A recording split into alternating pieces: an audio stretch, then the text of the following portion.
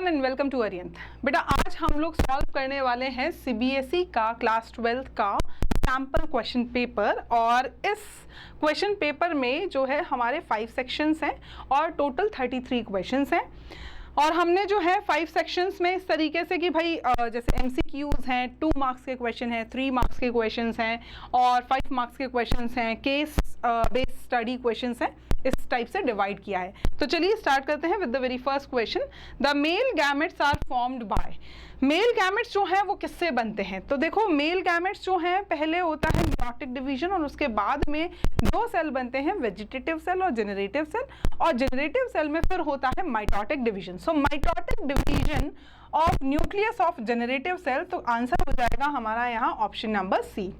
Next question आ जाता है द प्राइमरी एंडोस्पर्म न्यूक्लियस, जिसे हम पेन बोलते हैं शॉर्ट में, is formed by the fusion of which of the following. तो देखो पेन जो है वो ट्रिपल फ्यूजन से बनता है और ट्रिपल फ्यूजन में कौन कौन इन्वॉल्व होते हैं? सो ट्रिपल फ्यूजन में हमारे इन्वॉल्व होते हैं 1 मेल गैमेट, एक तो होता है मेल गैमेट और एक होता है 2 पोलर न्यूक्लियाई। ट्रिपल फ्यूजन बोला है तो यहाँ पर 3 न्यूक्लियस जो हैं वो फ्यूज करेंगे। तो 3 न्यूक्लियस कैसे हुए? एक तो मेल गैमेट का हो गया और 2 पोलर न्यूक्लियाई हो गए। तो 3 न्यूक्लियस टोटली यहाँ फ्यूज करते हैं और इन्हीं के फ्यूजन से बनता है इस ट्रिपल फ्यूजन का जो प्रोडक्ट होता है that is PEN, primary endosperm nucleus. तो यहाँ हम बोल सकते हैं देखो जिसमें फीमेल गैमेट है या 2 मेल गैमेट है वो तो पहले ही कट हो गए, एक मेल गैमेट और 2 polar nuclei. So answer is option number B. Next is during the menstrual cycle of a human female, formation of Graafian follicle is stimulated by secretion of which of the following gonadotropin hormones। तो भाई जब human female में menstrual cycle चलती है तो उसमें जो first phase होता है मेंस्ट्रुअल फेज, उस टाइम पे उसके बाद में जो है formation of Graafian follicle start हो जाता है। ठीक है, अब ये होता है हमारा प्रोलिफरेटिव फेज, हम इसे बोल सकते हैं। तो फॉर्मेशन ऑफ ग्राफियन फॉलिकल जो है that is stimulated by secretion of 2 hormones and they are FSH and LH। FSH है फॉलिकल स्टिमुलेटिंग हार्मोन जो फॉलिकल्स की ग्रोथ को स्टिमुलेट करता है और LH है luteinising hormone. Next is the experimental proof on the thermal stability of genetic material was first provided by experiments of। देखो experimental proof, अब ये डायरेक्ट क्वेश्चन नहीं है, थोड़ा सा घुमा के थोड़ा सा ट्विस्ट करके इस क्वेश्चन को दिया है, बट है हमारी एनसीईआरटी से। हम लोग इस क्वेश्चन को देखकर सोचेंगे कि भाई ये आउट ऑफ एनसीईआरटी, बट ऐसा नहीं है। क्यों नहीं है? आप फ्रेडरिक ग्रिफिथ के एक्सपेरिमेंट को याद करें तो वहां पर देखो ग्रिफिथ ने क्या किया था, अपने एक्सपेरिमेंट्स में हीट किल जो है करके यूज किया था R स्ट्रेन और S स्ट्रेन पे। जो R स्ट्रेन और S स्ट्रेन थी हमारे यहाँ वहाँ पर बैक्टीरियाज की, उनको क्या किया था, हीट किल करके यूज किया था कई बार अपने एक्सपेरिमेंट के टाइम पे। और वही हीट किल करने का जो प्रोसेस है that prove the thermal stability of genetic material, क्योंकि हीट किल करने के बाद में भी जो है जो हमारा DNA था, जो जेनेटिक मटेरियल था वो स्टेबल था। तो इसीलिए इससे प्रूव होता है थर्मल स्टेबिलिटी। तो ये किसने किया था? फ्रेडरिक ग्रिफिथ ने। Next question is short stretches of DNA used to identify complementary sequences in a sample are called। Short stretches होते हैं 8 to 9 या 10 न्यूक्लियोटाइड के, ये स्ट्रेचेस होते हैं, इतने लंबे होते हैं, कितने 8 to 10 न्यूक्लियोटाइड्स के जितने लंबे। और डीएनए के स्ट्रेचेस होते हैं जो कॉम्प्लीमेंट्री सीक्वेंसेस को आइडेंटिफाई करने में यूज किए जाते हैं। तो यहाँ पर उनको क्या बोला जाता है ये पूछा है। So they are known as probes, इनको बोलते हैं प्रोब्स। हम लोग जो है ये जैसे अगर हम बात करें डीएनए फिंगरप्रिंटिंग के प्रोसेस में हम इनका यूज़ करते हैं। तो डीएनए फिंगरप्रिंटिंग के प्रोसेस में जब कॉम्प्लीमेंट्री सीक्वेंसेस का हमें आइडेंटिफिकेशन करना होता है तो उसमें हम क्या करते हैं, ये डीएनए के शॉर्ट स्ट्रेचेस जो 8 to 10 न्यूक्लियोटाइड जितने लंबे हैं उनका हम यूज़ करते हैं और उन्हें हम क्या बोलेंगे? प्रोब्स। क्वेश्चन इस तरीके से भी हो सकता था कि प्रोब्स क्या हैं। तो प्रोब्स क्या है? शॉर्ट स्ट्रेचेस ऑफ डीएनए है। ठीक है, डीएनए और आरएनए में कंफ्यूजन होता है तो यहाँ क्लियर हो जाता है कि डीएनए है। Select the incorrect statement among the following. Incorrect select करना है। p square plus 2pq plus q square is equals to 1। This is binomial expansion of p plus q का होल स्क्वायर, बिल्कुल सही है। When frequency measure differs from expected values, the difference or the direction indicates the extent of evolutionary change, बिल्कुल सही है। Hardy-Weinberg principle says that phenotype frequencies in a population are stable and are constant from generation to generation. बिल्कुल नहीं भाई, Hardy-Weinberg principal जो है, Hardy-Weinberg equation को ही यहाँ पर रिप्रेजेंट किया गया है इस बायनॉमियल एक्सपेंशन से। तो क्या वो ये कहता है कि फिनोटाइप फ्रीक्वेंसीज जो होती है किसी भी पॉपुलेशन में वो स्टेबल रहती है और कांस्टेंट रहती है फ्रॉम जनरेशन टू जनरेशन? नहीं। तो यहाँ पर हम बोल सकते हैं ये रॉन्ग स्टेटमेंट है। द जीन पूल और the total genes and their alleles in a population remains constant, this is called genetic equilibrium, sum total of all the allelic frequencies is 1, this is correct. So यहाँ पर हमारा जो सही answer है, जो incorrect statement है, वो हो जाता है सी। Albinism is known to be due to an autosomal recessive mutation.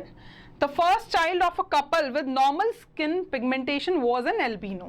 ठीक है, एक कपल का जो पहला बच्चा है वो एल्बिनो है, नॉर्मल स्किन पिगमेंटेशन के साथ में। What is the probability that their second child will also be an albino? तो देखो यहाँ पर ऑटोसोमल रेसेसिव, तो पेरेंट जो है यहाँ इस केस में क्या है, हम एल्बिनो को रिप्रेजेंट कर रहे हैं किससे, ए से, स्मॉल ए से। पेरेंट्स यहाँ पर हेट्रोजाइगस हैं, ठीक है, पेरेंट्स यहाँ पर हेट्रोजाइगस हैं, तो एक ही ऑटोजोम पे उनके क्या प्रेजेंट है, जीन प्रेजेंट है। अब चलिए क्रॉस करवाते हैं, तो क्या प्रोबेबिलिटी है कि दूसरा बच्चा जो है वो भी एल्बिनो होगा? तो यहाँ पर हम देख लेते हैं। देखिए इस तरीके से आप पन्नेट स्क्वायर का यूज़ करके जो है कर सकते हैं। चलिए, तो यहाँ पर देखो, जब तक दोनों रेसेसिव जो है अलील नहीं आएंगे एक पर्सन में, एक इंडिविजुअल में, तब तक वो अफेक्टेड नहीं होगा, क्योंकि रेसेसिव है, ऑटोसोमल रेसेसिव है, ठीक है।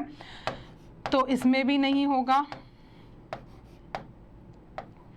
इसमें भी नहीं होगा, और इसमें तो बिल्कुल भी नहीं होगा, ठीक है। तो यहाँ पर देखो आप आउट ऑफ 4 सिर्फ एक ही चांस है जिसमें हो सकता है, तो हर बार यही प्रोबेबिलिटी रहेगी। So that means out of 4 only 1 is having the probability and that makes 25% probability। तो यहाँ पर सही आंसर जो हो जाएगा वो हो जाएगा हमारा 25% probability है कि उनका सेकेंड चाइल्ड भी एल्बिनो होगा, और ये हर चांस में यही probability रहेगी एल्बिनो होने की, ठीक है। चलिए, in cricket species, the sound produced by rubbing the wings or legs together play a crucial role in attracting mates. Any change in the morphology of cricket legs could potentially affect their ability to produce sound.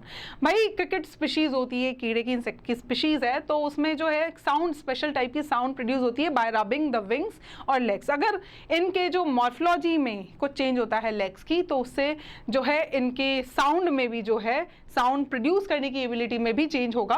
So a mutant cricket had thicker hind leg, पीछे वाले जो hind legs है एक cricket में कैसे हैं, एक mutant cricket में कैसे हैं, मोटे हैं, थिकर हैं। What would you expect for this cricket species? The leg mutation will not lead to speciation if they diversify into new habitats. नहीं, ऐसा कुछ नहीं है। The leg mutation will have little effect on other external features and therefore have little effect on speciation। ऐसा भी नहीं होगा, हम नहीं कह सकते कि कितना इफेक्ट होगा, कितना इम्पैक्ट होगा उस म्यूटेशन का, कम भी हो सकता है, ज़्यादा भी हो सकता है। The leg mutation will have no effect on behaviour and does behave little effect on speciation, ऐसा भी नहीं कह सकते। The leg mutation might lead to reproductive isolation, हो सकता है। देखो माइट वर्ड से पूरा का पूरा स्टेटमेंट का मतलब चेंज हो गया। ये दोनों जो स्टेटमेंट थे बी और सी, यहाँ पर सीधा सीधा आपको बता दिया था कि ऐसा होगा, लिटिल इफेक्ट होगा या बिल्कुल इफेक्ट नहीं होगा। अगर यहाँ पर भी होता माइट इन दोनों में, तो ये दोनों भी सही होते, बट यहाँ माइट लिखा है। सो हो सकता है lead to reproductive isolation and speciation due to an effect on the mating call. Yes, this is the correct answer.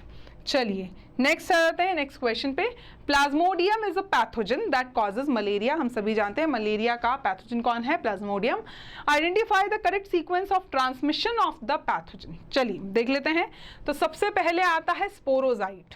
Sporozoites वाली स्टेज जो है, stage of pathogen as it is transferred by vector bite. तो sporozoites जो होते हैं वो कैसे होती है, इन्फेक्शियस स्टेज होती है एक प्लाज्मोडियम की। तो फर्स्ट जो है वो स्पोरोजॉइट है। देन कम्स लिवर इन्फेक्शन, तो यहाँ पर एरिथ्रोसाइट वाला ऑप्शन भी खत्म हो जाता है। तो चलिए इस अब देखो मैंने बहुत आसानी से जो है आंसर पता कर लिया है। देखो कैसे, पहला स्टेप मुझे पता था स्पोरोजॉइड से, तो पहले आप अपने दिमाग में क्लियर रखना कि कौन सा स्टेप किस नंबर पे आएगा, और उसके बाद में आप इजीली देखो आंसर पता लग गया। दो तो पहले ही हमने ऑप्शंस कट कर दिए थे, बाकी बचे दो तो वो सेकंड स्टेज पे आते ही हमारे खत्म हो गए। ठीक है, तो स्पोरोजॉइड फर्स्ट स्टेज है, first site in the host body where the pathogen infect and proliferates, so that is liver infection. Third, second site in the host body where the pathogen infects and manifests clinical symptoms, that is erythrocyte infection. And fourth is stage of pathogen as it is transferred to a new vector. So the correct answer is option number D. Next is, which mRNA will be translated to a polypeptide chain containing 8 amino acids? Translation का पूछा है। Translation के लिए जरूरी है कि stop codons आपको याद रखने हैं। अब स्टॉप कोडोन्स 3 होते हैं, कौन कौन से? UAA, UAG and UGA। ठीक है, तो देख लेते हैं चलिए। और AUG जो है वो तो स्टार्ट कोडोन है ही सही, मिथियोनिन। उसके बाद में अगर हम यहाँ देखें तो देखो 1 2 3 4 5 और यहाँ पर छठे पे मतलब 5 ही अमाइनो एसिड बन रहे हैं, तो ये ऑप्शन खत्म। 1 2 3 4 5 6 7 8 और फिर खत्म हो रहा है। सो बिल्कुल सही है, 8 अमाइनो एसिड्स हैं। और देखो यहाँ पर जो है कम आपको जो है न्यूक्लियोटाइड, हम या फिर हम बोल सकते हैं बेसिस जो है नाइट्रोजनस बेसिस, यहाँ पर 3 कम है इन दोनों ऑप्शन में, थर्ड फोर्थ, तो ये तो पहले ही कट हो गए। तो हमारा सही आंसर हो जाता है option number B. Question is, in order to isolate genetic material of a bacterium, the cell must be treated with। भाई आपको किसी सेल में से, बैक्टीरियल सेल में से अगर जेनेटिक मटेरियल आइसोलेट करना है तो सेल को किस पर्टिकुलर केमिकल से या एंजाइम से आप ट्रीट करोगे? सो लाइसोजाइम, राइबोन्यूक्लियेज आरएनए के हटाने के लिए, प्रोटीन्स को हटाने के लिए प्रोटीएज, एंड देन लास्ट में chilled ethanol. Yes, this is the correct we can say process to isolate genetic material from a bacterium cell. So the correct answer is A. Integrated pest management involves, अच्छा integrated pest management जो होता है जहाँ पर हम लोग chemicals का use नहीं करते हैं, वहाँ पर अगर हम बोल सकते हैं या फिर कम यूज़ करते हैं, ठीक है, या तो बिल्कुल भी यूज़ नहीं करेंगे या कम यूज़ करेंगे, तो वहाँ पर क्या क्या इन्वॉल्व होता है वो पूछा गया है। चलिए, यूजिंग पेस्टिसाइड्स और इंसेक्टिसाइड्स जुडिशियसली, बिल्कुल। यूजिंग बायो कंट्रोल एजेंट्स, बिल्कुल। इंगेजिंग इन ऑर्गेनिक फार्मिंग, इससे पेस्ट कंट्रोल नहीं होंगे। ठीक है, तो यहाँ पर फर्स्ट और सेकंड हो जाएंगे। So both first and second is the correct answer. Question number 13 to 16 consists of 2 statements, assertion and reason. Answer these questions selecting the appropriate option given below. देखो पहला ऑप्शन जो होगा कि दोनों A और R सही हैं और R जो है वो करेक्ट एक्सप्लेनेशन है A का। सेकेंड, दोनों सही हैं but R is not the correct explanation of A. Then A is true but R is false, A is false and R is true is the fourth option. चलिए, assertion says the ability of the pistil to recognize the pollen is the result of a continuous dialogue between pollen and pistil. बिल्कुल यहाँ पर हम बोल सकते हैं ये बिल्कुल सही है assertion। अब ऐसा क्यों है कि भाई पॉलन जो है और पिस्टल जो है उनके बीच में क्या इंटरेक्शन होता है जिससे कि पॉलन जो है या फिर हम पिस्टल जो है वो रिकग्नाइज कर पाती है उस पर गिरे हुए पॉलन को।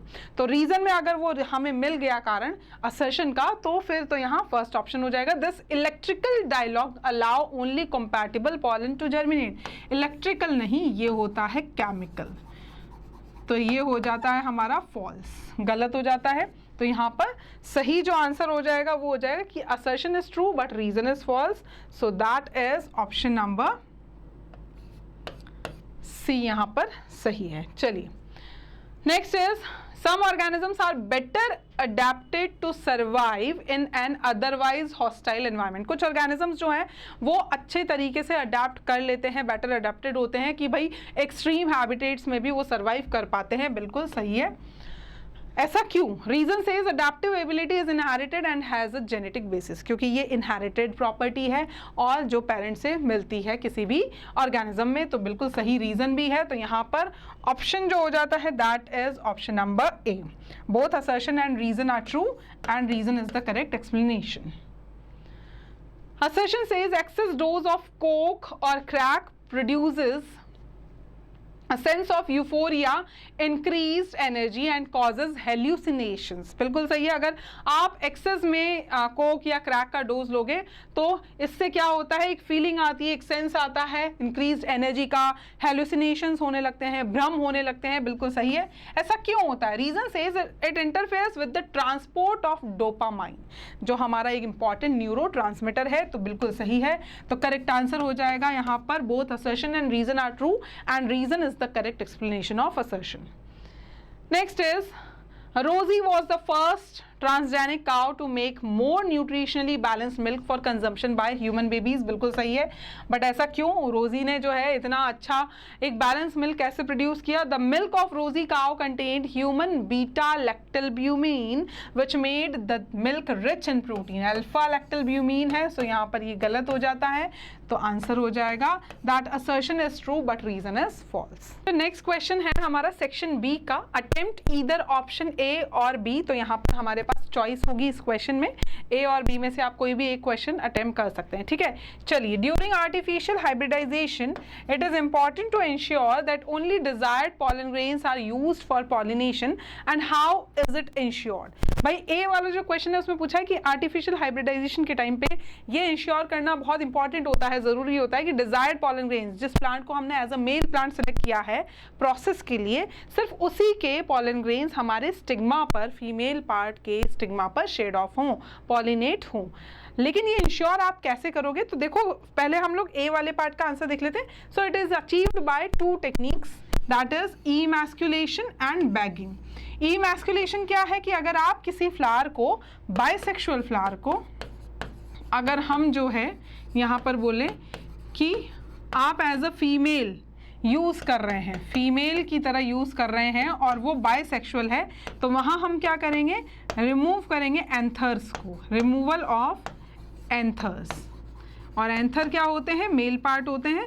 और इसी प्रोसेस को, रिमूवल ऑफ एंथर्स को ही हम क्या बोलते हैं? इमैस्कुलेशन हम इसे बोलते हैं। ठीक है, तो अगर आप कोई फीमेल पार्ट फ्लावर को यूज़ करना चाह रहे हैं एज अ फीमेल, तो वहाँ पर अगर वो बाइसेक्सुअल फ्लावर है तो उसमें से सिर्फ एक ही पार्ट रहना चाहिए, फीमेल पार्ट रहना चाहिए। तो मेल पार्ट को रिमूव कर दिया जाएगा and that male part is anther, और इसी प्रोसेस को हम क्या बोलते हैं? इमैस्कुलेशन। पहली बात। दूसरी बात, बैगिंग में क्या करेंगे? हम कवरिंग कर देंगे किसकी? स्टिग्मा की, क्योंकि आसपास बहुत सारे पेड़ पौधे हैं भाई, जहाँ हम एक्सपेरिमेंट कर भी रहे हैं आर्टिफिशियल हाइब्रिडाइजेशन का, तो ऐसा थोड़ी ना है कि आसपास कोई प्लांट पौधे नहीं है, उनके पॉलन ग्रेन्स भी आकर स्टिग्मा पे फॉल हो सकते हैं। तो हमें स्टिग्मा पर अपने वाले मेल प्लांट के ही या डिजायर्ड पॉलन ग्रेन्स ही शेड ऑफ करने हैं। तो उसके लिए आपको स्टिग्मा को कवर करके रखना पड़ेगा जब तक आपके डिजायर्ड पॉलन ग्रेन्स मैच्योर नहीं हो जाते हैं for pollination. So covering of stigma यहाँ करा जाएगा बाय बैग, जो कि जनरली किसका बना होता है? बटर पेपर का। ठीक है, तो यहाँ पर कवरिंग करेंगे ताकि उस पर कोई अनवांटेड पॉलन ग्रेन्स आकर शेड ऑफ ना हो। तो इस तरीके से इंश्योर किया जाता है कि आर्टिफिशियल हाइब्रिडाइजेशन में हम बोले तो कि भाई यहाँ पर हमारे सिर्फ डिजायर्ड पॉलन ग्रेन्स ही जो पॉलिनेशन के लिए यूज होंगे। इस तरीके से हम इन प्रोसेस का यूज करके हम लोग यहाँ पर इंश्योर कर सकते हैं। पहला है removal of male part, that is anthers, जिस फ्लावर को आप एज अ फीमेल यूज करना चाहते हैं, और अगर वो बाइसेक्सुअल कंडीशन में है तब ये करने की जरूरत होगी, अदरवाइज अगर वो यूनिसेक्सुअल है तो इसकी जरूरत नहीं पड़ेगी। दूसरी बात, जब तक पॉलन ग्रेन्स, हमारे डिजायर्ड पॉलन ग्रेन्स जब तक मैच्योर नहीं हो जाते हैं पॉलिनेशन के लिए, तब तक आपको फीमेल स्टिग्मा को कवर करके रखना है ताकि उसमें अनडिजायर्ड अनवांटेड पॉलन ग्रेन्स आकर शेड ऑफ ना हो। चलिए नेक्स्ट क्वेश्चन देख लेते हैं। Why is manual transfer of desired pollen grains relatively easy in pea plants for hybridization, but in wheat pollen grains are often utilized from pollen banks for hybridization purposes? तो देखो भाई, manual transfer जो है desired pollen grains का वो ज़्यादा easier process है किसमें? पी प्लांट में एज कंपेयर टू वीट में। ठीक है, तो ऐसा क्यों हो रहा है? क्योंकि दोनों जो है वो अलग अलग फैमिलीज के प्लांट हैं। अगर मैं पी प्लांट की बात करूं, so it belong to the family leguminosae fabaceae. आपने पढ़ी है आपके एनसीईआरटी में ये फैमिली गिवन थी पहले, अब नई एनसीईआरटी में नहीं है, but still it is a part of NEET exam, ठीक है। बोर्ड के लिए नहीं है बट लेकिन नीट एग्जाम के लिए तो है। तो फैबेशी फैमिली जो है उसका प्लांट है हमारा पी। और यहाँ पर हमने देखा है जब हम sexual reproduction in flowering plant पढ़ते हैं तो उसमें हमने देखा है कि भाई पॉलन ग्रेन्स की जो वाइबिलिटी का जो टाइम पीरियड होता है वो अलग अलग स्पीशीज में अलग अलग होता है। कुछ फैमिलीज में सेवरल मंथ्स तक जो है पॉलन ग्रेन्स शेडिंग के बाद में या रिलीजिंग के बाद में जो है मैच्योर हम बोल सकते हैं वाइबल रहते हैं। लेकिन अगर हम कुछ दूसरी फैमिलीज की बात करें, जैसे कि अगर हम वीट की बात करें तो वहाँ पर जो है वीट हो गया, राइस हो गया, इनके जो पॉलन ग्रेन्स हैं वो रिलीज होने के आधे घंटे के अंदर अंदर, मतलब 30 मिनट्स के अंदर अंदर अपनी वाइबिलिटी लूज कर देते हैं या इनकी वाइबिलिटी लॉस्ट हो जाती है, ठीक है। So pea plants manual emasculation is easier and pollen grains are viable for months as it belongs to leguminosae और फैबेशी फैमिली, ठीक है। In wheat flowers spikelets pollen grains loses its viability half an hour after release. जैसे ही वो release हुए anther से अपने pollen bag से और उसके आधे घंटे के अंदर अंदर उनकी वाइबिलिटी लॉस्ट हो जाती है। अगर वो सही स्टिग्मा पर फॉल ऑफ नहीं हुए तो उसके बाद में अगर वो सही स्टिग्मा पर चले भी जाएंगे हाफ एन आवर के बाद में, 30 मिनट्स के बाद में, तो भी वो जर्मिनेट नहीं हो पाएंगे क्योंकि उनकी वाइबिलिटी खत्म हो चुकी है, ठीक है। सो इसीलिए हम लोगों के लिए इजियर जो होता है वो है pea plants as compare to wheat, ठीक है। देखो 2 मार्क्स के क्वेश्चन है, आपको 30 to 40 वर्ड्स लिमिट रखनी है यहाँ पर। और देखो किस तरीके से आंसर किया है, पॉइंट्स का आंसर करना इज ऑलवेज बेस्ट, ठीक है, हमेशा बेस्ट रहेगा। क्यों? क्योंकि पॉइंट्स में इजीली जो है आपका आंसर बिल्कुल क्लियरली विजिबल होता है कि आप क्या लिखना चाह रहे हैं और बहुत शॉर्ट और बिल्कुल समराइज्ड वे में होता है, टू द पॉइंट होता है। That is what the examiner wants, ठीक है। नेक्स्ट आता है 18th question, how is the rate of initiation of RNA polymerase at a given promoter in a transcriptional unit of prokaryotes regulated। भाई किसी initiation जो होता है RNA polymerase का प्रमोटर पे जब वो बाइंड होता है तो उसकी जो रेट है वो कैसे रेगुलेट होती है इन प्रोकैरियोट्स, यहाँ पर पूछा है वो भी ट्रांसक्रिप्शन में, ठीक है। So in a transcriptional unit the activity of RNA polymerase at a given promoter is regulated by accessory proteins। Accessory मतलब सपोर्टिव या एक्स्ट्रा या एडिशनल प्रोटीन्स के थ्रू ये रेगुलेशन होता है। रेट ऑफ आरएनए पॉलीमरेज की जो एक्टिविटी है वो रेगुलेट होती है। That have an ability to recognise start site जो, और ये प्रोटीन क्या कर सकते हैं, ये स्टार्ट साइट जहाँ से ट्रांसक्रिप्शन का प्रोसेस स्टार्ट होना है उसको रिकॉग्नाइज कर सकते हैं। सो इस तरीके से ये रेगुलेट करते हैं।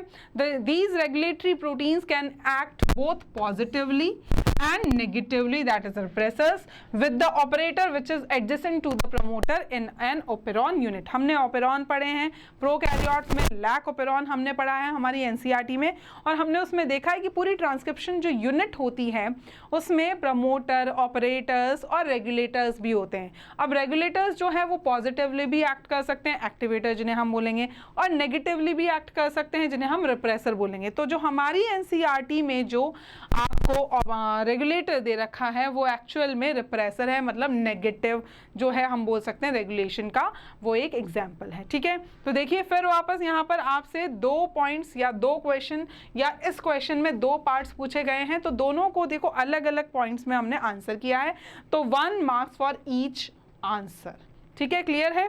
चलिए नेक्स्ट क्वेश्चन पे आते हैं हम। The table below shows a hypothetical blood report of a patient.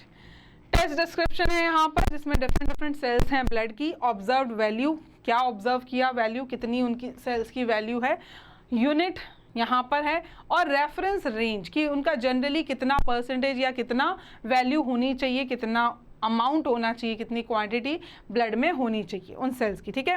Now a question is looking at the value suggest which defence mechanism और immunity is affected and state how this defence mechanism provides immunity, कि कौन सा immunity मतलब आपकी जो है हम बोल सकते हैं कि भाई जो हमारी इनेट इम्यूनिटी है या जो हमारी एक्वायर्ड इम्यूनिटी है, कौन सी वाली इम्यूनिटी या कौन सा डिफेंस मैकेनिज्म जो है वो अफेक्ट हुआ है और कैसे जो है हम इस डिफेंस मैकेनिज्म में प्रोवाइड कर सकते हैं इम्यूनिटी को। Name the barrier with least count and enumerate its role in providing immunity. आप वो बैरियर बताएं जो सबसे कम अमाउंट में प्रेजेंट है और उसका रोल क्या है इम्यूनिटी में, वो भी बताना है। ठीक है, तो दो पार्ट है क्वेश्चन के, ए और बी। पहले ए को आंसर करेंगे। तो कौन से टाइप की इम्यूनिटी इफेक्ट हुई है? इनेट इम्यूनिटी यहाँ पर इफेक्ट हुई है, that is non specific type of defence और immunity present at the time of birth is affected. It provides different types of, अब देखो innate immunity by birth present होती है, अलग अलग टाइप के बैरियर्स प्रोवाइड करती है, केमिकल फिजियोलॉजिकल बैरियर्स होते हैं। ठीक है, so to the entry of the foreign agents into our body destroys microbes, microbes को डिस्ट्रॉय भी करती हैं इस इम्यूनिटी की कुछ सेल्स, और प्रिवेंट करती है माइक्रोबियल ग्रोथ, ये इसका काम है। तो देखो फर्स्ट क्वेश्चन जो था that was looking at the values, values जो हमें ऑब्जर्व हुई हैं, ठीक है, उनके हिसाब से हमें बताना है। तो यहाँ पर देखो कौन सी वाली जो डिफेंस मैकेनिज्म है, कौन सी वाली इम्यूनिटी इफेक्ट हुई है, तो कौन सी वाली इम्यूनिटी इफेक्ट हुई है हम यहाँ पर सेल्स का नंबर देखकर पता लगा सकते हैं। तो यहाँ पर हम देख सकते हैं कि मोनोसाइट्स जो 1 to 8 होनी चाहिए वो 0 है, पहली बात। न्यूट्रोफिल्स का अमाउंट जो है वो बहुत कम है, 55 to 70 रेंज बता रखी है, लेकिन कितना है यहाँ पर 31 है। तो यहाँ पर जो बहुत ज़्यादा अफेक्ट हुई हैं वो है न्यूट्रोफिल्स और मोनोसाइट्स, और ये दोनों ही जो है पार्टिसिपेट करती है इनेट इम्यूनिटी में। इसलिए जो इम्यूनिटी यहाँ पर इस पेशेंट में जो अफेक्ट हुई है दैट इज इनेट और द नेचुरल इम्यूनिटी। ठीक है, और non specific type of immunity, और उसका काम क्या है, वो बैरियर्स प्रोवाइड करती है डिफरेंट फॉरेन एजेंट्स की एंट्री के लिए, डिस्ट्रॉय करती है माइक्रोब्स को, प्रिवेंट करती है माइक्रोबियल ग्रोथ को। अब सेकेंड पार्ट का आंसर करते हैं। Cellular barrier monocytes is with least count, देखो मोनोसाइट्स का सबसे कम है, 0 है बिल्कुल, ठीक है, सबसे लीस्ट काउंट में है। And it can phagocytose and destroy microbes, जो मोनोसाइट्स है उनका काम कैसे होता है, वो फैगोसाइटोसिस के थ्रू माइक्रोब्स को किल करती हैं और उनकी ग्रोथ को एक तरीके से प्रिवेंट करती है। So this was the answer of this question, 1 marks for each answer. ठीक है, चलिए नेक्स्ट क्वेश्चन नंबर 20 की बात करते हैं। अटेम्प्ट ईदर ऑप्शन ए और B.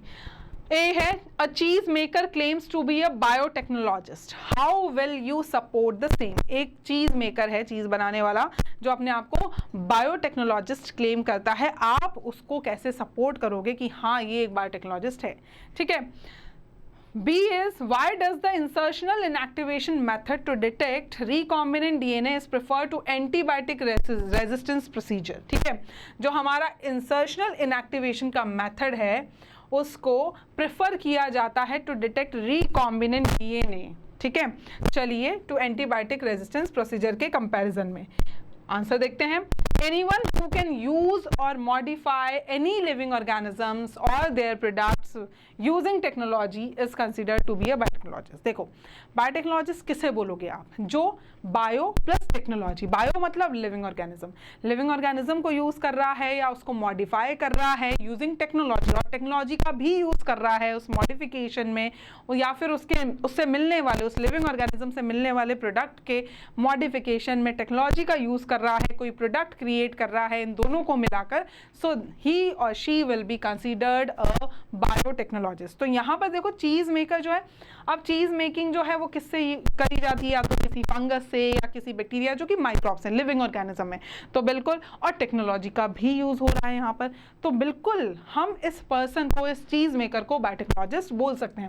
So the cheese maker can be a biotechnologist as he uses microbes like bacteria, fungi to make cheese for commercial purpose. ठीक है, ये हो गया हमारे पार्ट ए का आंसर।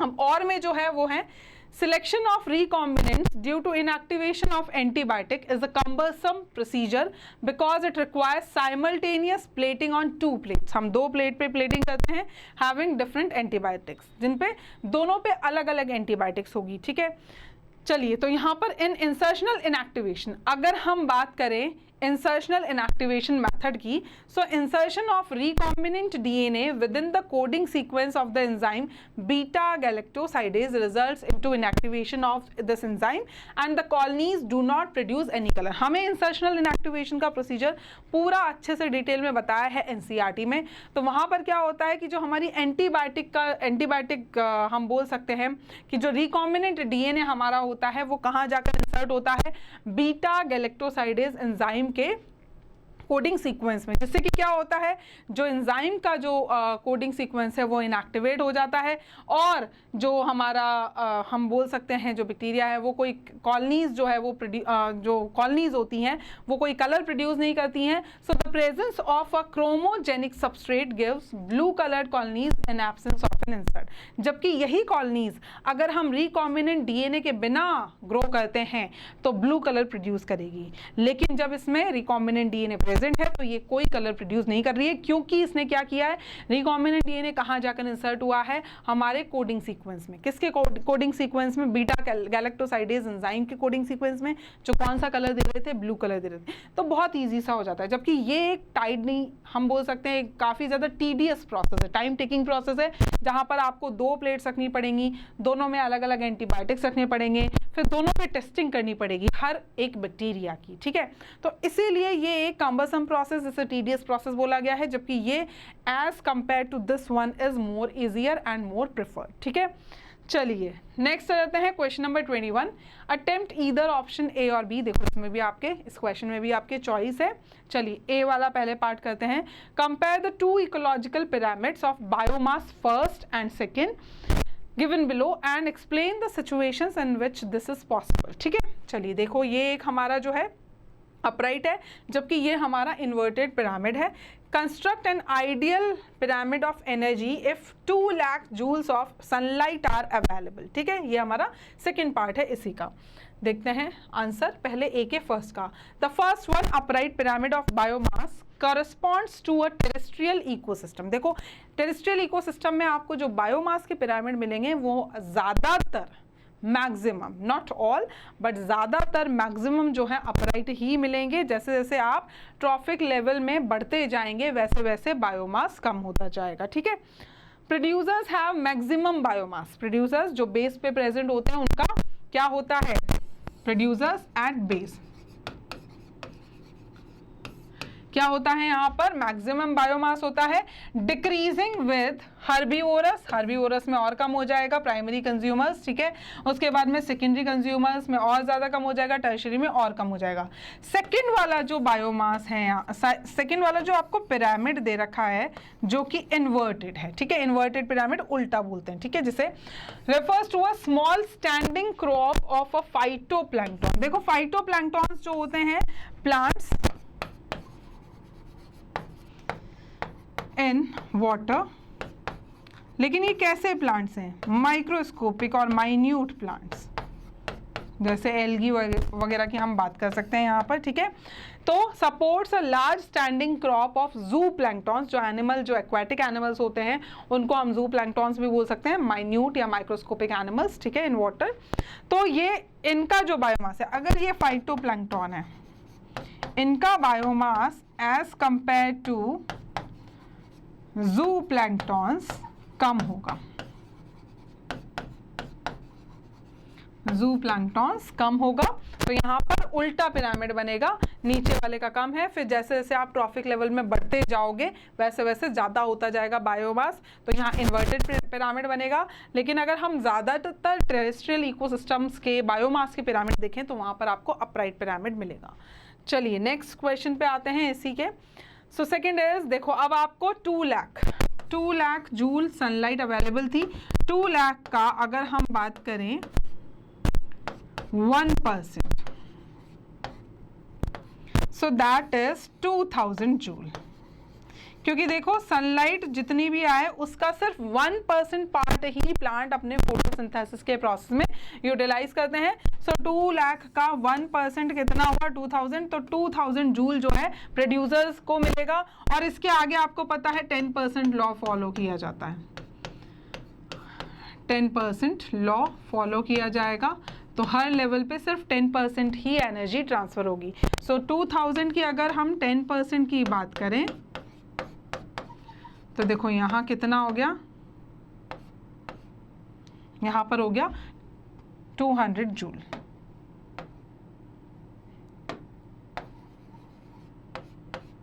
यहाँ हो गया 200 जूल. ठीक है, 200 का फिर 10% करते हैं. देखो यहाँ 200 जूल है, उसके बाद में 200 का जब 10% करेंगे तो 20 जूल और 20 जूल का जब हम 10% करेंगे तो 2 जूल। तो टर्शरी कंज्यूमर्स जो हैं इस पिरामिड में उनको 2 जूल एनर्जी जो है वो मिलेगी out of 2 lakh joule of sunlight energy. Clear है? चलिए नेक्स्ट आ जाते हैं।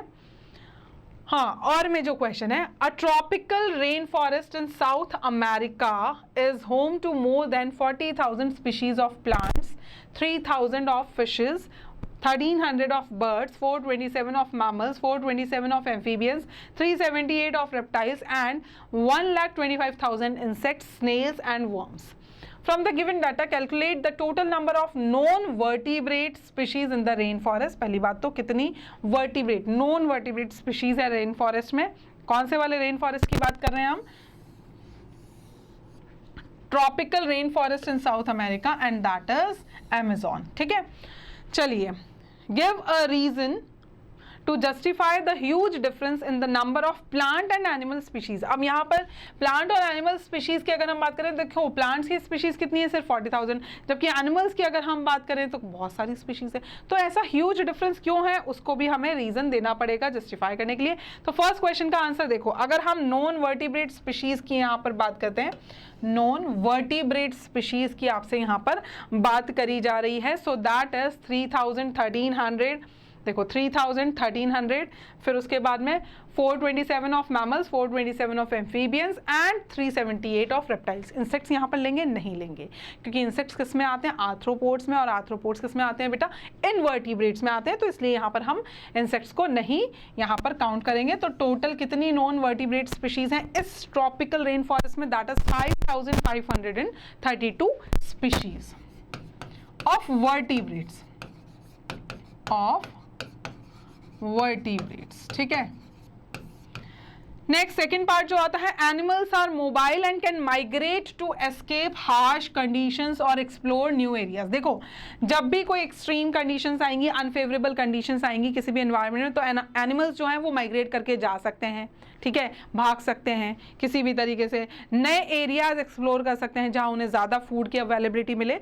तो इसलिए जो है एनिमल्स की स्पीशीज ज़्यादा डिस्कवर हुई हैं, या हम बोल सकते हैं ज़्यादा अच्छे से यहाँ पर ग्रो कर रही हैं एज़ कम्पेयर टू प्लांट्स। क्योंकि प्लांट्स अगर किसी एरिया में है और वहाँ कोई अनफेवरेबल कंडीशंस आती है तो वो बेचारे माइग्रेट नहीं कर सकते, वो नए एरियाज में भाग कर नहीं जा सकते। ठीक है, animals have adapted to changing environments, developing complex nervous system and receptor. अब यहाँ पर क्या हुआ है, एनिमल्स जो है वो नए नए एनवायरनमेंट्स में जाते रहे हैं, वहाँ अडेप्ट होते भी रहे हैं, और अडेप्ट होने के लिए उन्हें जो जो भी रिक्वायरमेंट थी वो धीरे धीरे इवॉल्व भी होते रहे हैं। Nervous system, receptors, their responses are adaptive. उनके रिस्पॉन्स जो होते हैं अपने एनवायरनमेंट के लिए, अपने स्टिमुलाई के लिए, वो अडेप्टिव होते हैं and ensure survival. So third, यहाँ पर अगर दूसरा पॉइंट अगर हम देखें, सो that is plants being fixed have fewer evolutionary adaptations for water, minerals and sunlight। अब प्लांट क्या है, बेचारे अपनी जगह पे फिक्स हैं, ससाइल है, मूव नहीं कर सकते, और इसीलिए जो है उनमें फ्यूअर, कम एवोल्यूशनरी अडेप्टेशंस हुए हैं for water, minerals and sunlight as compare to animals. तो ये हमारा यहाँ पर जस्टिफिकेशन का रीजन है कि भाई कैसे जो है प्लांट और एनिमल की स्पीशीज में इतना ह्यूज डिफरेंस क्यों है इनके नंबर में। चलिए नेक्स्ट आते हैं अब हम लोग क्वेश्चन नंबर 22 पे, सेक्शन सी के। यहाँ से सेक्शन सी स्टार्ट हो जाता है। सजेस्ट, तो 3 मार्क्स के क्वेश्चन अब आपको यहाँ पर सेक्शन सी में देखने को मिलेंगे। Suggest a suitable contraceptive device, her part का एक एक मार्क्स है। अब आप कैसे आंसर करेंगे, देखो इसका अगर आप अच्छे से प्रॉपरली 2 लाइन में आंसर करते हैं तो 1 मार्क्स, ऐसे ही इसका भी और ऐसे ही इसका भी। Mohini does not want to take the risk of conception, conceive नहीं करना चाहती है Mohini, and sexually transmitted infections का भी कोई रिस्क नहीं लेना चाहती है। तो इसके लिए हमें एक सूटेबल कॉन्ट्रासेप्टिव डिवाइस जो है वो सजेस्ट करना है। सो सबसे सूटेबल कॉन्ट्रासेप्टिव डिवाइस जिनसे STIs भी प्रिवेंट होते हैं, and that is condom. So these act, देखो कॉन्डम्स कोई रिस्क भी नहीं है कंसेप्शन का, कंसीविंग का भी, क्योंकि फेलियर के चांसेस बहुत बहुत बहुत लगभग हम बोल सकते हैं 0% है। ठीक है, और यहाँ पर STI भी प्रिवेंट हो जाती है, वो भी उसके लिए भी बैरियर का बहुत अच्छे से काम करते हैं और इजी टू यूज है, मतलब बिल्कुल आइडियल कॉन्ट्रासेप्टिव जिसे हम बोल सकते हैं वो है हमारे कॉन्डम्स, ठीक है। These act by blocking the entry of microbes and sperms in the cervix, ठीक है। नेक्स्ट क्वेश्चन, सेकंड पार्ट जो था इस क्वेश्चन का, Lalita has 2 children and does not want any more children. Lalita के 2 बच्चे हैं जैसे कि क्वेश्चन में बताया है और उसको अब आगे और कोई बच्चे नहीं करने हैं। तो देखो आइडियल कॉन्ट्रासेप्टिव की लिस्ट में जो सेकंड ऑप्शन आता है जिसमें आगे मतलब कि अगर फीमेल या जो कपल है उसको कोई और बच्चे नहीं चाहिए तो उसके लिए सबसे बेस्ट ऑप्शन होता है सर्जिकल मेथड, जिसमें आ जाता है ट्यूबेक्टमी इन द फीमेल्स और वैसेक्टमी इन मेल्स, ठीक है। As these are highly effective but irreversible method है। अगर आपने श्योर कर लिया है, इंश्योर है, आप बिल्कुल श्योर हैं कि आपको आगे फ्यूचर में कोई कंसेप्शन नहीं करना है, कोई बच्चा नहीं करना है, तो उसके लिए सबसे बेस्ट जो मेथड होते हैं, आइडियल कॉन्ट्रासेप्टिव मेथड जो होते हैं, that are surgical methods. Tubectomy for the case of female, female के केस में ट्यूबेक्टमी है, और अगर बात करें vasectomy so that is for males, ठीक है, बट ये इरिवर्सिबल मेथड है, ठीक है।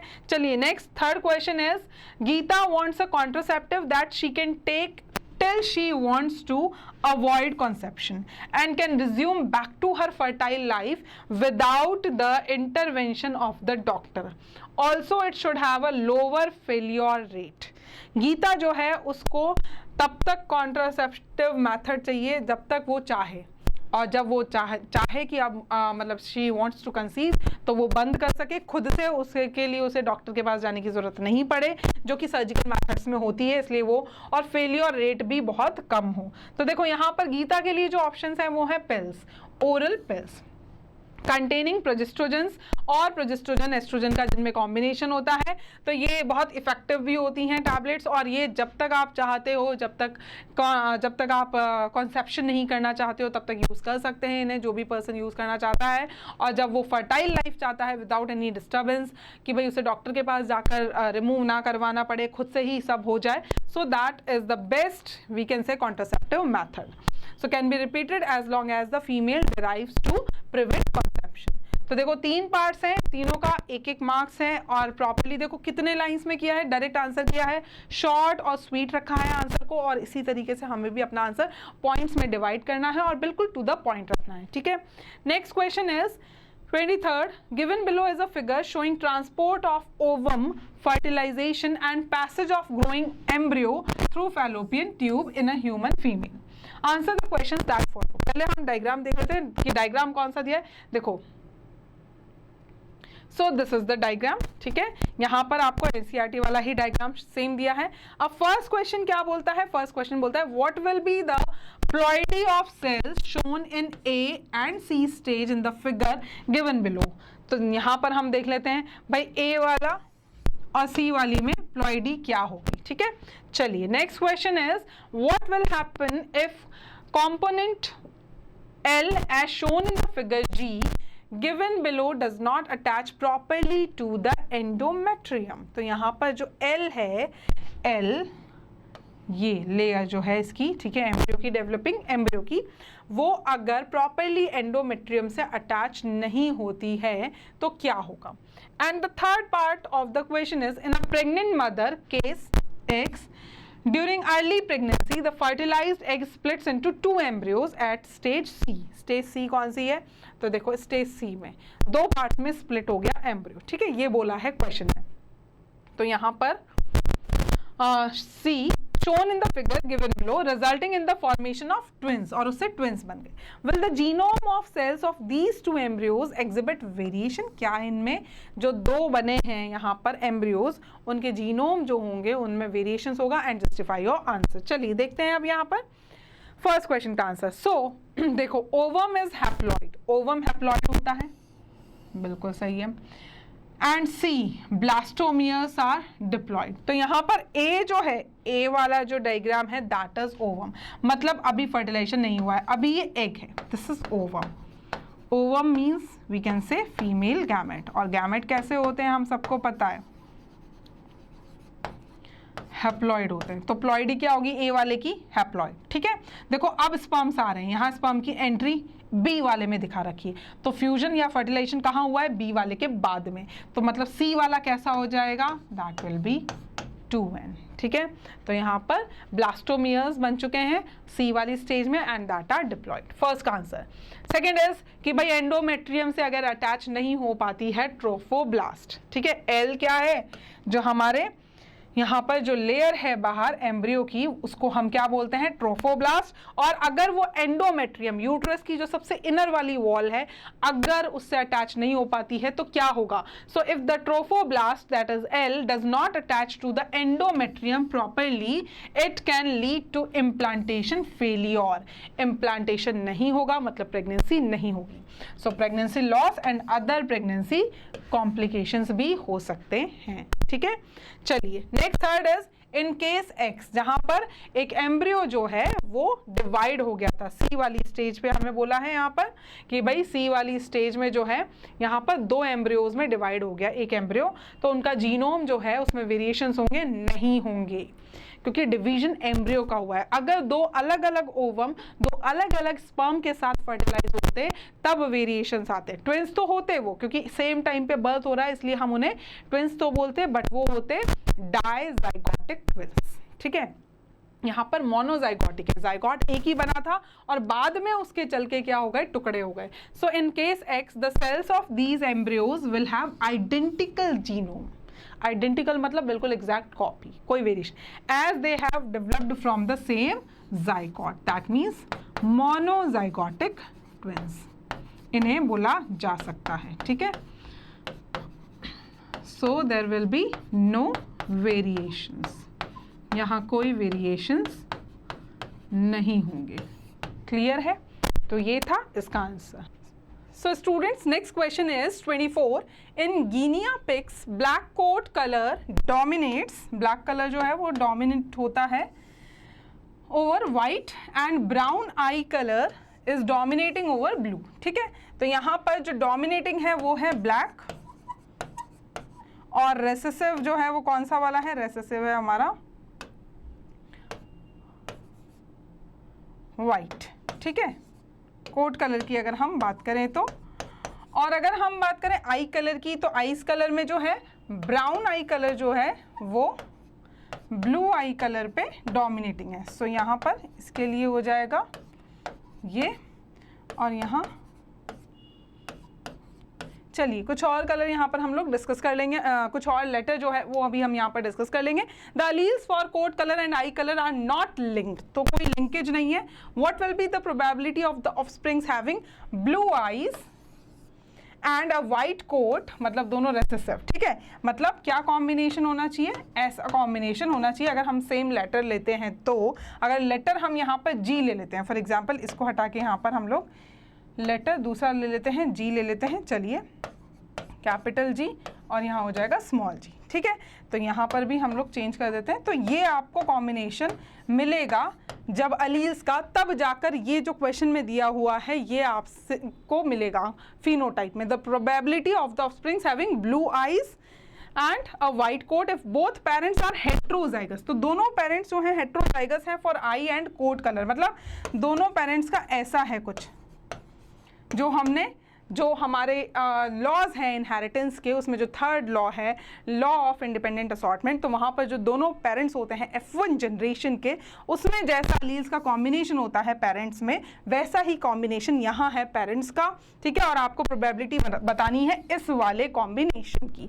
So that was 1 out of 16। ठीक है, so find the probability using a Punnett square. तो हम लोग उस लॉ का जो हमने टेबल देखा था वैसा ही सेम टेबल हम यहाँ पर देख सकते हैं। देखो ये कैसे आया है, ऐसे, ये दोनों पेरेंट्स हो गए, इनके बीच में क्रॉस करवाया हमने। ठीक है, सेम 16 जो है आपको जीनोटाइप की यहाँ पर टेबल मिलेगी, और 16 में से सिर्फ एक ही ऐसा कॉम्बिनेशन है जिसमें चारों जो अलील्स हैं वो रेसेसिव हैं, और चारों अलील्स जब रेसेसिव होंगे तभी आई का कलर ब्लू होगा और कोट कलर जो है वो वाइट होगा। So male is crossed with this female, देखो जैसा मैंने यहाँ पर लिखा है, which are both heterozygous of both the characters, दोनों कैरेक्टर्स के लिए हेट्रोजाइगस स्टेट में है for eye and coat colour. तो कुछ इस टाइप का बन गया 1 आउट ऑफ 16 3 में से 1, सिर्फ एक ही ऐसी प्रोबेबिलिटी आ रही है, तो यहाँ पर परसेंटेज हो जाता है 6.25%। क्लियर है? चलिए नेक्स्ट क्वेश्चन है, shown below are certain aquatic vertebrates. Aquatic vertebrates कुछ यहाँ पर दिए हुए हैं, where natural selection has favoured them to develop certain characteristics, और नेचुरल सिलेक्शन की वजह से उनमें कुछ कैरेक्टरिस्टिक डेवलप हो गए हैं which enable them to live in water. ठीक है, now a question is name and explain the phenomenon exhibited by the above animals. जो ऊपर दिए हुए एनिमल्स हैं उनमें कौन सा फिनोमिनन है और उसको एक्सप्लेन आपको करना है। तो चलिए, these animals exhibit convergent evolution. देखिए यहाँ पर क्या हुआ है कि नेचुरल सिलेक्शन की वजह से, क्वेश्चन में दिया है नेचुरल सिलेक्शन की वजह से उनमें कुछ कैरेक्टरिस्टिक्स डेवलप हो गए हैं जो उनको हेल्प कर रहे हैं in water, in their habitat, और हैबिटेट है वाटर। तो ये कब होता है? ये होता है कॉन्वर्जेंट एवोल्यूशन में। ठीक है, सो यहाँ पर हम बोल सकते हैं structures that are not anatomically similar, जो एनाटॉमिकली सिमिलर नहीं है, are evolve to perform similar functions. देखो अलग अलग जगह से आए हुए हैं बट सब अब वाटर वाले हैबिटेट में रह रहे हैं, तो क्या होगा, उनको सिमिलर फंक्शन परफॉर्म करने होंगे क्योंकि उन सभी का हैबिटेट जो है वो सेम है, that is aquatic, that is water. तो उसके लिए उनके फंक्शन जो है वो सिमिलर होने चाहिए। वो अलग अलग हैबिटेट से आए थे इसलिए उनकी एनाटॉमी जो है वो डिफरेंट है। तो ऐसे टाइप के एनाटॉमिकल ऑर्गन्स में अगर हम देखें तो जहाँ पर एनाटॉमिकली डिफरेंट हैं बट फंक्शनली सिमिलर हैं, उनको हम क्या बोलते हैं? उनको हम बोलते हैं एनालॉगस ऑर्गन्स। और उनमें हमें कौन से टाइप का जो है एवोल्यूशन देखने को मिलता है? Convergent evolution. To perform similar functions adapted to the same habitat, the fins of salmon and shark, flippers of dolphins, seals and whales, one can say that it is the similar habitat that has resulted in selection of similar adaptive features। तो क्या हुआ है, एक ही habitat में उन्हें रहना है water में, और उसी वजह से क्या हुआ है, उनमें सिमिलर अडेप्टिव फीचर्स जो हैं उनमें हुए हैं, डेवलप हुए हैं in different groups of organisms but toward the same function. Hence, analogous structures are a result of convergent evolution। चलिए सेकेंड पार्ट क्या पूछता है, which one of the above is the most primitive one? सबसे primitive वाला कौन सा है and what is its significance? तो सबसे पुराना वाला कौन सा है? तो यहाँ पर हम देख सकते हैं इक्थियोसॉर्स जो है वो सबसे पुराना है। and some of the land reptiles, कुछ लैंड पे रहने वाले जो रेप्टाइल्स थे वो वापस पानी में चले गए थे to evolve into fish like reptiles। Probably 200 million years ago ऐसा कुछ हुआ था कि जो लैंड पे रहने वाले रेप्टाइल्स थे उनमें से कुछ वापस पानी में चले गए थे और फिर वो आगे चलकर किस में इवॉल्व हुए थे? फिश लाइक रेप्टाइल्स में। और ये कब हुआ था? 200 मिलियन ईयर्स अगो। तो इनमें से सबसे पुराना जो है वो है इक्थियोसॉर्स। चलिए moving on to our next question, the BOD biological oxygen demand of a primary effluent. Primary effluent जो हमारे प्राइमरी टैंक से आता है पानी, उसको बोलेंगे हम प्राइमरी इफ्लुएंट। ठीक है, during sewage treatment is reduced and list the process of how this is achieved. BOD जो है प्राइमरी इफ्लुएंट का सीवेज ट्रीटमेंट के टाइम पे कम हो जाता है, रिड्यूस हो जाता है। तो क्या प्रोसेसेस हुए हैं जिसकी वजह से BOD कम हुआ है, वो यहाँ पर पूछा गया है। ठीक है, तो बेसिकली आपसे सीवेज ट्रीटमेंट के प्रोसेस के बारे में पूछा गया है। चलिए देखते हैं कि BOD कम कैसे होता है। तो यहाँ पर फ्लॉक्स एंड एक्टिवेटेड स्लज, फ्लॉक्स और एक्टिवेटेड स्लज, सबसे पहले हम ये दो इंपॉर्टेंट टर्म्स यहाँ पर इनके बारे में डिस्क्रिप्शन देंगे, तब जाकर हमारा देखो सीक्वेंस वाइज चलो अपने आंसर में कि क्वेश्चन में क्या पूछा गया है। क्वेश्चन में अगर सीवेज ट्रीटमेंट से रिलेटेड कुछ पूछा गया है तो ऐसा नहीं है कि आप सारी स्टेप्स धड़ाधड़ लिखने लग जाए, नहीं, ऐसा नहीं करना है। टू द पॉइंट और शॉर्ट और प्रिस्क्राइब, हमें बिल्कुल शॉर्ट में जो है हमारा आंसर जो है वो लिखना है। ठीक है, so flocs and activated sludge in sewage treatment help to reduce the BOD। देखो BOD रिड्यूस कैसे हुआ है ये पूछा गया है। तो सबसे पहले कौन कौन से ऐसे चीज़ें हैं जो सीवेज ट्रीटमेंट में आपके BOD को रिड्यूस कर रही है, तो वो है फ्लॉक्स और एक्टिवेटेड स्लज। अब फ्लॉक्स क्या है और एक्टिवेटेड स्लज क्या है और ये कैसे BOD कम कर रहे हैं वो आपको यहाँ पर बताना होगा। तो देखो फ्लॉक्स क्या है, मासेस ऑफ बैक्टीरिया जो कि फंगल फिलामेंट्स में जो है एक तरीके से लिपटे हुए हैं या फिर मैश्ड हैं या फिर नेटवर्क फॉर्म कर रहे हैं, मैश लाइक स्ट्रक्चर्स फॉर्म कर रहे हैं, तो इनको हम क्या बोल रहे हैं, मतलब बैक्टीरियल और फंगल फिलामेंट्स का जो मैश लाइक स्ट्रक्चर है उसे हम क्या बोल रहे हैं, फ्लॉक्स बोल रहे हैं। So bacteria, masses of bacteria held together by slime and fungal filaments to form mesh like structures, ठीक है। अब ये क्यों यूज किए जाते हैं? तो these are use during the secondary sewage treatment. Primary effluent है तो प्राइमरी ट्रीटमेंट के बाद जो पानी बचा है दैट इज प्राइमरी इफ्लुएंट, मतलब प्राइमरी ट्रीटमेंट खत्म हो चुका है। उसके बाद में सेकंड स्टेप जो आता है सीवेज ट्रीटमेंट का that is secondary sewage treatment, और एरेशन टैंक पहले आएगा सबसे पहले, ठीक है। सो एरेशन टैंक में जो है इनको यूज किया जाता है to increase the rate of decomposition. जो ऑर्गेनिक मैटर है उसका डीकम्पोजिशन की रेट बढ़ाने के लिए फ्लॉक्स को यूज किया जाता है। The microbes digest a lot of organic matter, बहुत सारा ऑर्गेनिक मैटर ये डाइजेस्ट करेंगे, डीकम्पोज करेंगे और कन्वर्ट करेंगे into microbial biomass and releasing lot of minerals. Decomposition होगा तो ऑब्वियसली बात है मिनरल्स रिलीज होंगे। So as a result the BOD of sewage is reduced, और उससे क्या होगा? बीओडी कम होता जाएगा। जैसे जैसे ऑर्गेनिक मैटर डिकम्पोज होता जाएगा बीओडी कम होता जाएगा।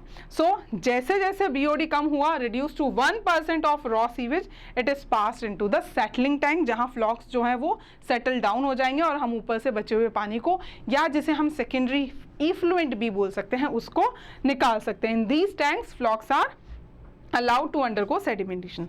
अब आती है बारी एक्टिवेटेड स्लज की। तो जो ये फ्लॉक्स सेटल डाउन हुए हैं जिनमें बैक्टीरिया है और फंजाई हैं, इन्हीं को, क्योंकि ये लिविंग ऑर्गेनिजम्स हैं, इन्हीं को हम क्या बोल रहे हैं? Activated sludge. So the sediment of the settling tank is called activated sludge, ठीक है। हमने क्या किया? यहाँ जो है बैक्टीरिया और फंजाई के मैश लाइक स्ट्रक्चर्स बने थे, उनको फ्लॉक बोला था।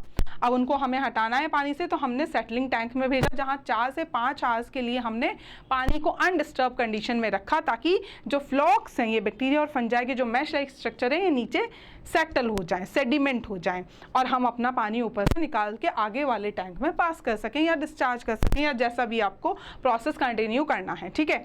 अब क्या हुआ? इन फ्लॉक्स को ही हम क्या बोल रहे हैं यहाँ पर? Activated sludge. So a part of, इसका एक पार्ट जो है हम वो जमावन की तरह यूज करेंगे। जैसे दही में से थोड़ा सा पार्ट रख लेते हैं हम नेक्स्ट दही जमाने के लिए, नया दही जमाने के लिए, वैसे ही इसमें से थोड़ा सा पार्ट हमने रख लिया वापस एरेशन टैंक में बैक्टीरिया की ग्रोथ को क्या करने के लिए? स्टार्ट करने के लिए। द रिमेनिंग पार्ट जो होता है एक्टिवेटेड स्लज का, वो लार्ज टैंक में पास कर दिया जाएगा, और उस लार्ज टैंक को हम क्या बोल रहे हैं? एनाएरोबिक स्लज डाइजेस्टर, जहां इन्हीं बैक्टीरिया और फंजाई को डाइजेस्ट किया जाएगा by anaerobic microbes. So in these tanks anaerobic microbes are present that digest the organic mass as well as aerobic microbes of activated sludge. The remaining sludge is used as, और जो remaining बचता है part after digestion इन anaerobic tank, उसको हम manure की तरह खेतों में यूज कर सकते हैं। क्लियर है? चलिए next question is expand the ELISA. It is a technique. On what principle is the ELISA test based? List 2 ways by which an infection can be detected by this test. देखो 3 part है इस question के. First is this one, then this is the second one, and the last is third. तो 3 parts में, मतलब 3 parts में ही हम इसको आंसर करेंगे. सबसे पहले एक्सपैंड ELISA, तो इसका मतलब फुल फॉर्म बताना है. फुल फॉर्म है एंजाइम लिंक्ड इम्यूनोजॉर्बेंट एसे. ठीक है. नाउ ELISA किस पे बेस्ड है? सेकेंड क्वेश्चन ये है, on what principle is the ELISA test based? So it is based on the principle of antigen antibody interaction पे ये टेस्ट जो है बेस्ड होता है. एंड थर्ड पार्ट क्या पूछता है? List 2 ways by which an infection can be detected by this test. So third part का आंसर है कि भाई कैसे ये टेस्ट डिटेक्ट कर सकता है? प्रेजेंस ऑफ एंटीजेंस, जो एंटीजेंस प्रेजेंट है, फॉरेन पार्टिकल्स प्रेजेंट है, proteins, glycoproteins is detected, antibodies produced against the pathogens are. आप या तो एंटीजन को भी डिटेक्ट कर सकते हो इस टेस्ट के का यूज़ करके, या फिर आप एंटीबॉडीज़ जो किसी एंटीजन के लिए प्रोड्यूस हुई है बॉडी में, किसी बीमारी में जो एंटीबॉडीज़ प्रोड्यूस हुई हैं, उसको भी आप डिटेक्ट कर सकते हो इस टेस्ट का यूज़ करके. देखो कितना शॉर्ट सा आंसर है, कितना अच्छे से, कितना मतलब एक एक पार्ट को आंसर किया है, और हमारा आंसर कम शब्दों में कितना अच्छे से कंप्लीट हो गया, और हमने बता भी दिया कि किस तरीके से हम इसका यूज़ कर सकते हैं. तो इसी तरीके से हमें अपने आंसर्स लिखने हैं. Next is the population pyramids of Japan for 1950, 2007 and 2050 are shown below to answer the questions that follow. चलिए क्वेश्चन है, ए क्वेश्चन है, comment upon the growth status of the population on the basis of shape of the age pyramids. Shape देखिए यहाँ बढ़ रही है, यहाँ पर जो है स्टेबल है, और ये डिक्लाइनिंग है. ठीक है, चलिए देख लेते हैं एक बार. 1950 में एक्सपैंडिंग है। देखो पिरामिड का जब शेप ऐसा होता है तो जो पॉपुलेशन होती है वो एक्सपैंड कर रही है, ग्रो कर रही है। 1950 में एग्जिबिट्स जिसमें बेस ब्रॉड होगा और बीच वाली जो बार्स हैं वो भी ब्रॉड होंगे, बराबर होंगे बेस वाले बार के, ठीक है। Indicating a higher percentage of young individuals that suggest a population with a higher birth rate, ठीक है। 2007 में क्या हुआ कि आपका जो ये बेस वाला बार है ये कम हो गया और बीच वाले जो बार्स हैं वो एक्सपैंड हो गए, तो यहाँ पर स्टेबल पॉपुलेशन हो जाएगी, ठीक है। सो stable, the narrowing of the pyramid towards the top, narrow हो गया है और बेस पे भी नैरो है, बीच में से वाइड है, ठीक है, signifies a lower proportion of elderly individuals. By 2007 the population was more stable with the number of pre reproductive and reproductive age nearly being the same, ठीक है। बेल शेप होता है इस टाइम पे पिरामिड। नेक्स्ट आता है 2050 की अगर हम बात करें तो देखो 2050 में क्या हुआ है, यहाँ पर जो है उल्टा हो गया है पिरामिड, इसका मतलब यहाँ डिक्लाइनिंग पॉपुलेशन चल रही है।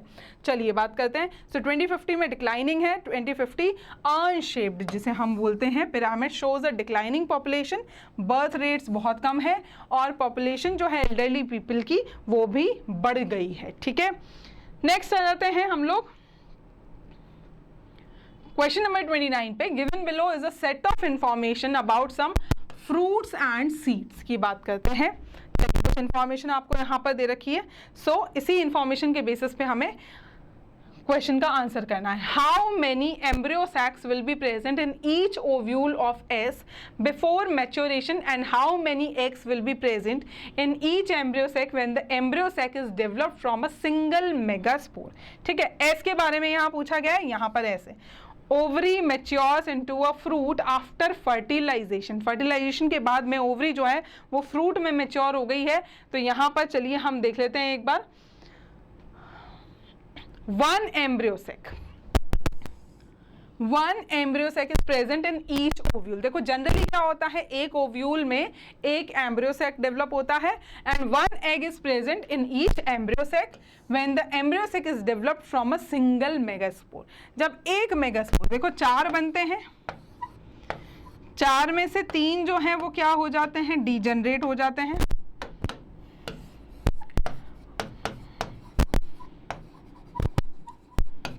सिर्फ एक फंक्शनल होता है। तो इस टाइप का जो डेवलपमेंट होता है एम्ब्रियो सैक का, उसमें क्या होता है कि एक एम्ब्रियो सैक प्रेजेंट होगा ईच ओव्यूल में, तो एक ही एग था, इसका मतलब ईच एम्ब्रियो सैक में when the embryo sac is developed from a single megaspore. चलिए सेकंड क्वेश्चन यहाँ पर हम लोग देख लेते हैं।